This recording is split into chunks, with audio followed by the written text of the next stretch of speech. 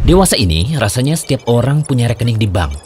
Tidak hanya satu saja, bahkan ada orang yang sampai memiliki rekening di bank yang berbeda. Ada sebagian yang memilih untuk tidak mengaktifkan bunga bank, tetapi sebagian yang lain tidak bisa menolak diberikannya bunga atas tabungan yang ia simpan di bank. Nah, pertanyaannya, bagaimana cara menyalurkan bunga tadi yang sejatinya adalah dana riba yang tidak boleh umat Islam manfaatkan untuk kepentingan pribadi? Apakah syariat terdahulu pernah mengatur akan hal ini?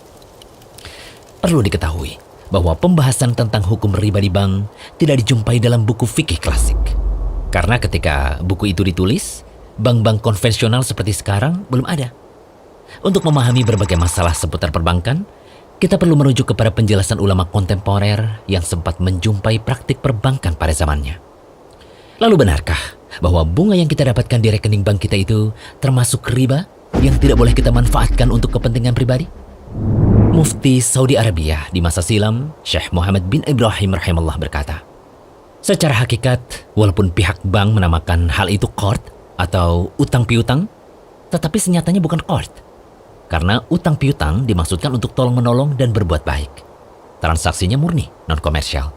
Bentuknya adalah meminjamkan uang dan akan diganti beberapa waktu kemudian. Sedangkan bunga bank itu sendiri adalah keuntungan dari transaksi pinjam-meminjam.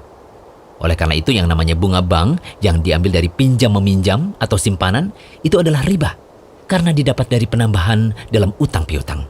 Maka keuntungan dalam pinjaman dan simpanan boleh sama-sama disebut riba. Ya, ulama sepakat bahwa bunga bank sejatinya adalah riba. Para ulama juga sepakat bahwa harta riba tidak halal bagi seorang muslim untuk memilikinya dan dimanfaatkan sendiri. Jika kita sudah paham bahwa bunga bank itu termasuk riba dan tidak boleh dimanfaatkan secara pribadi, maka kemanakah kita harus menyalurkan dana riba tersebut? Nah, ada 4 pendapat ulama dalam masalah ini. Pendapat pertama disalurkan untuk kepentingan kaum muslimin secara umum, tidak khusus pada orang dan tempat tertentu. Demikian pendapat Syekhul Islam Ibnu Taimiyah. Kemudian pendapat kedua, disalurkan sebagai sedekah sunnah secara umum, mencakup hal yang terdapat maslahat, pemberian pada fakir miskin, atau untuk pembangunan masjid. Ini adalah pendapat Hanafiyah, Malikiyah, pendapat Imam Ahmad, Hambali, dan pendapat Imam Ghazali dari ulama Syafi'iyah. Kemudian pendapat ketiga disalurkan pada maslahat kaum muslimin dan fakir miskin selain untuk masjid. Demikian pendapat ulama Lajnah Ad-Daimah, Kerajaan Saudi Arabia. Tidak boleh harta tersebut disalurkan untuk pembangunan masjid karena haruslah harta tersebut berasal dari harta yang tohir atau suci. Sementara pendapat keempat disalurkan untuk tujuan fisabilillah, yaitu untuk jihad di jalan Allah. Demikian pendapat terakhir dari Ibnu Taimiyah.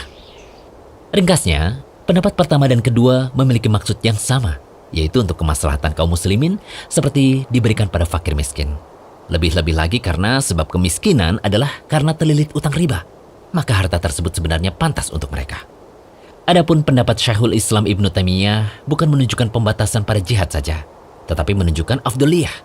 Sedangkan pendapat keempat dari Al-Lajnah Ad-Daimah muncul karena kewaraan atau kehati-hatian dalam masalah sholat di tanah rampasan atau Al-Ardul Makhsubah, di mana masalah kesahan sholat di tempat tersebut masih diperselisihkan.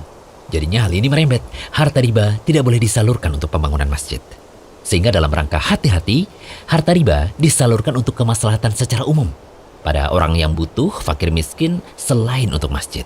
Dan tidak boleh dimanfaatkan oleh pemilik harta riba tadi secara personal. Wallahu a'lam. Semoga Allah menyelamatkan dan membersihkan kita dari harta haram. Amin. Jangan lupa kunjungi rumaiso.com. Update setiap hari, insya Allah.